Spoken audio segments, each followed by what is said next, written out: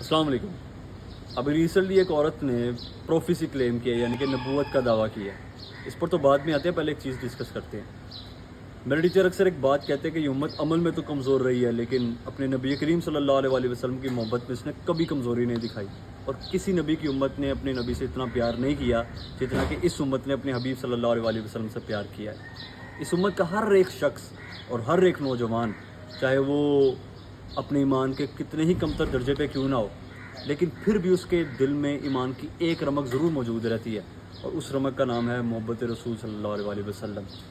وہ ہر چیز برداشت کر لے گا، وہ اپنی عزت پہ آنچ برداشت کر لے گا، لیکن ایک چیز پہ وہ کبھی کمپرومائز نہیں کرے گا، اور وہ ہے اپنے حبیب صلی اللہ علیہ وسلم کی رسپیکٹ.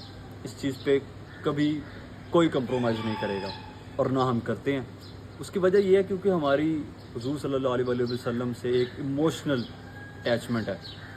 ہم اپنے والدین سے اتنا پیار نہیں کرتے، ہم اپنے بہن بھائیوں سے اتنا پیار نہیں کرتے، ہم اپنے بیوی بچوں سے اتنا پیار نہیں کرتے. یہاں تک کہ اس امت کا ہر وہ شخص جو کسی عورت کے لیے اپنا سب کچھ قربان کرنے کے لیے بھی تیار ہو، وہ اس عورت سے بھی اتنا پیار نہیں کرتا جتنا کہ اس امت کا ہر ایک شخص اپنے حبیب صلی اللہ علیہ وسلم سے پیار کرتا ہے.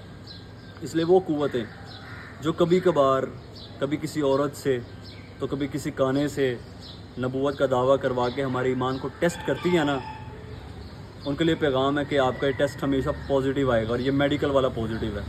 آپ کا یہ مسئلہ کبھی حل نہیں ہو سکتا، اور نہ ہی ہم اپنا مسئلہ حل کرنا چاہتے ہیں، کیونکہ ہماری حضور صلی اللہ علیہ وسلم سے وہ ایفیلیشن ہے، وہ ایموشنل ایفیلیشن ہے کہ ہم اپنی عزت پہ کمپرومائز کر سکتے ہیں، کسی کی بھی عزت پہ کمپرومائز کر سکتے ہیں، اپنے خاندان کی عزت پہ کمپرومائز کر سکتے ہیں، لیکن حضور صلی اللہ علیہ وسلم کی محبت میں دیر از نو کمپرومائز. کیونکہ حضور صلی اللہ علیہ وسلم کی محبت ہمارے لیے ریڈ لائن ہے، and we will not allow any one to cross it. Thank you.